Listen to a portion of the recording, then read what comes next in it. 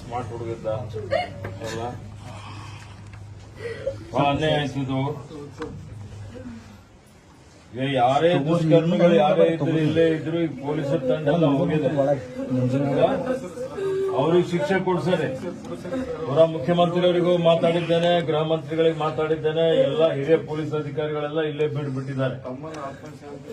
ಆದ್ರೆ ಸಿಗಂತ ವ್ಯವಸ್ಥೆ ಮಾಡೋಣ, ಕಠಿಣ ಶಿಕ್ಷೆ ಕೊಡೋಣ, ಅವರಿಗೆ ಇವತ್ತು ಗಲ್ಲು ಶಿಕ್ಷೆ ಆಗುವಂತ ರೀತಿಯಲ್ಲಿ ಮಾಡೋಣ. ಈ ಒಂದು ಪದ್ಧತಿ ನಮ್ಮಲ್ಲಿ ಬೀದರಲ್ಲಿ ಯಾವತ್ತೂ ನೋಡಿಲ್ಲ ನಾವು. ಬಹಳ ಆಘಾತಕಾರಿ ಪಾಪ. ಬಹಳ ಸಮಾಧಾನ ಮಾಡ್ಕೊಳ್ಳೋ, ಸಮಾಧಾನ ಮಾಡ್ಕೊ. ಏನಿತ್ತು ವಯಸ್ಸು?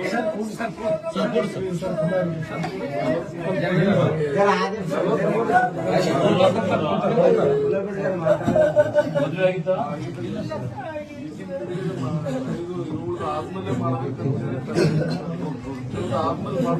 ಹೌದೇನು? ಸ್ವಲ್ಪ ಹಿಂದೆ ನೀವು ತಂಗಿನ ಎಂತನ ವಿದ್ಯಾಭ್ಯಾಸ ಮಾಡಿರಿ ನೀವು? ಡಿಪ್ಲೊಮಾ ಅಗ್ರಿ ಆಗಿದೆಯಾ? ಆಯ್ತಮ್ಮ, ಈಗ ನಿಮ್ ಪರಿವಾರಕ್ಕೊಂದು ಆಸರೆ ಮಾಡುವಂತ ರೀತಿಯಲ್ಲಿ ಏನಾರ ಸರ್ಕಾರದ ವತಿಯಿಂದ ಮಾಡ್ತೇವೆ ಕೇಳಿದ್ರಿ? ಈಗಲೇ ಮಾತಾಡಿದ್ದೇನೆ ನಾನು. ಒಂದು ನಿಮಗೆ ಸಮಾಜ ಕಲ್ಯಾಣ ಇಲಾಖೆಯಲ್ಲಿ ಯಾವ್ದಾದ್ರು ನಿಮ್ಮ ಅರ್ಹತೆಗೆ ನಿಮ್ಮ ವಿದ್ಯಾಭ್ಯಾಸ ಏನ್ ಮಾಡಿದಿರಿ ಅದಕ್ಕೆ ತಕ್ಕಂತೆ ಒಂದು ಉದ್ಯೋಗ ಕೊಡುವಂತದಕ್ಕೆ ನಾನು ಮುಖ್ಯಮಂತ್ರಿಯವರಿಗೆ ವಿನಂತಿ ಮಾಡಿದ್ದೇನೆ. ಈಗ ಸದ್ಯಕ್ಕೆ ತಾತ್ಕಾಲಿಕವಾಗಿ ಕೊಡ್ಲಿಕ್ಕೆ ನಾನು ಸಿಂಧು ಅವರಿಗೆ ಹೇಳಿದ್ದೇನೆ. ಸಿಂಧು ಎಲ್ಲಿ ಮಾಡಿದ್ದೇನೆ. ಸಮಾಜ ಕಲ್ಯಾಣ ಇಲಾಖೆ ವತಿಯಿಂದ ಏನು ನಿಮ್ಗೇನು ಪರಿಹಾರ ಬರ್ತದೆ ಆ ಪರಿಹಾರ ಒಂದು ಜಮಾ ಮಾಡಿಬಿಡಿ ಅವ್ರ ಅಕೌಂಟ್ ಅಲ್ಲಿ. ಯಾರು ತಂದೆ ತಾಯಿ ಇದಾರಲ್ಲ, ತಾಯಿಯ ಖಾತೆಯಲ್ಲಿ ಜಮಾ ಮಾಡಿ. ಪೆನ್ಷನ್ ಎಷ್ಟಿದೆ?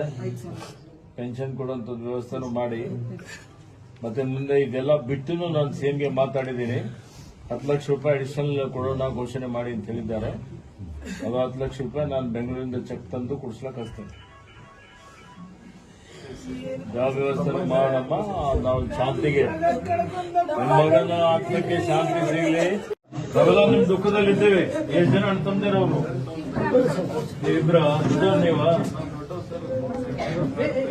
ಎಷ್ಟು ಜನ ಓದಿರೋರು? ಈ ಬೆಡ್ ಮುಗ್ದಿತ್ತ? ಎಷ್ಟು ವರ್ಷ ಸೇವೆ ಮಾಡ್ತಾ ಇದ್ರು?